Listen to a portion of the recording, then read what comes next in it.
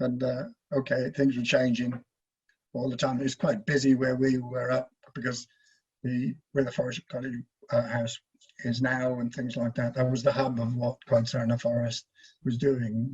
All the machinery. They had lorries, they had vans and things like that. They had at the little field where the house next door is built on now. At the very top of that, you can see like an old garage shed there at the top. Yeah. Well, that used to be the garage for the Forestry Commission's lorry that it used to carry people and the materials around all over the place.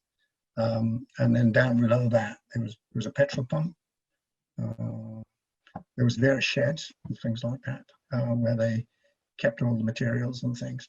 And eventually they built, in addition to the office that was next to the house, they built an office in the field where the chalet house is now. There's quite a decent sized office there, and there was a secretary, I think it was,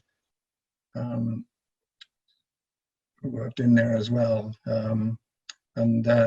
That's where it was run from. And below the house, further down the road towards the Wenoff cottages and things like that, there was a field down there. You don't notice it now because it's all wood, but there was a field there which was the nursery, and there was some sheds down there, and they had at one stage, initially they didn't, because they bought seedlings in, but they actually, after a while, they grew seed beds there. They were like big raised beds, great big long raised beds as long as a cricket pitch. And they grew the trees that they were going to plant from seed there. So they grew them in the seed bed, and then the rest of the field all the way down was rotivated and made into sections, and they planted out each of the seedlings into the nursery area before, and they'd be living there for a couple of years to get big enough to be able to be planted on the hills. But the interesting thing was it was real, I suppose, post-war, where a lot of people had come out of the army, a lot of military guys who'd got very good procedures for doing things. There was a procedure for doing everything, by the looks of it, in the Forestry Commission. And they got these designs of A-frames, little frames with a bar across the top and an A-frame coming down. And what they do is they collect the seeds from where they grew the seeds in the beds, and then they'd split them out, and they had a special frame with a V-shape cut in it like that.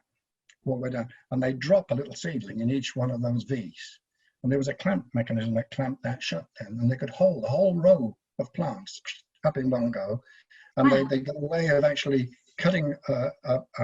Again, everything was measured carefully, so that all the plants were exactly the same distance apart.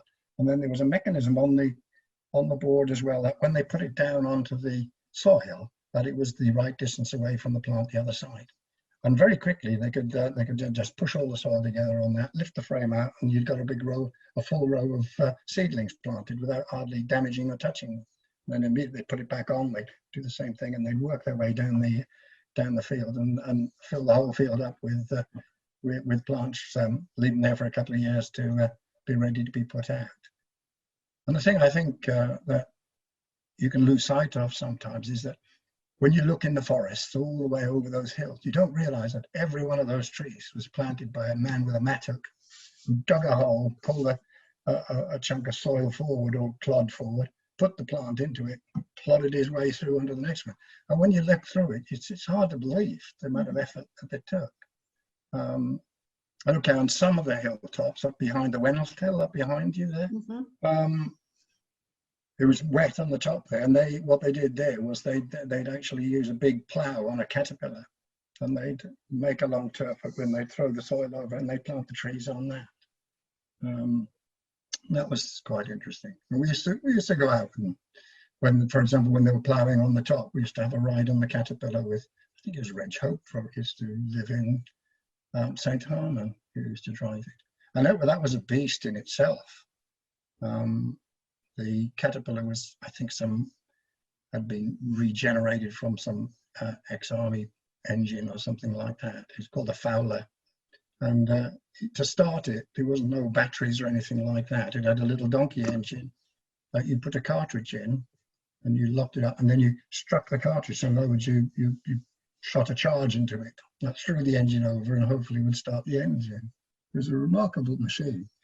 I don't know if there are any of those around now, but we used to mess around with those. And when we were young, for example, before they planted the trees in front on the bottom of the Globe Hill, the slope coming down there, they removed a lot, well, obviously removed the oak trees that were there. And the Forestry Commission guys were split the logs, they cut them into logs, split the logs into, with big wedges and sledgehammers to make the posts that they'd need to go all the way around the perimeter of all the fences that the Forestry Commission were putting up around the land that they'd either acquired by compulsory purchase or normal purchase. But yeah, it was you know, quite often we'd be out there. And at the time as well, the Forestry Commission were building roads everywhere. All those roads they put in that you see around, most of the original ones of those, not the ones that the extractors, the people taking timber out now are doing. They just rip through the soil and make a right mess. But they put those roads in before they put a lot of the trees in. So they prepared, everything was prepared. They needed to have the road infrastructure in there. They needed to have, as they had to make sure they got the plants.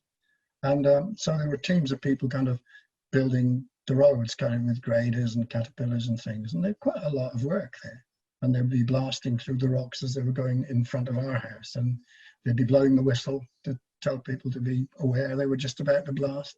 And there were occasions when stones were falling in the field just across the road from us, from the top of the hill down. It was quite an operation.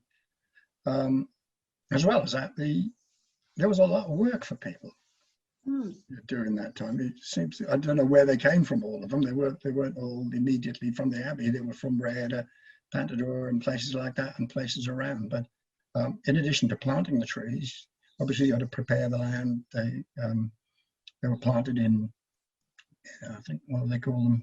Compartments. I think the trees were planted originally, and they'd leave a ride or a fire break between them.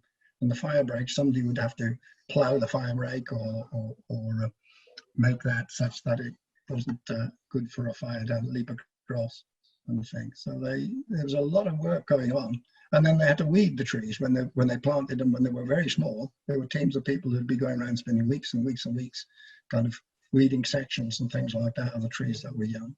And once they got up a certain height as well, there'd be teams going out to brush them, where you'd cut the lower branches off before you get to the point, you know, when they started getting bigger, before they get to the stage where they were, I suppose, 15, 20 years old, where they were starting to take the first thinnings out. So there's a lot of effort there. There must have been 40 plus people working for the forestry at that time.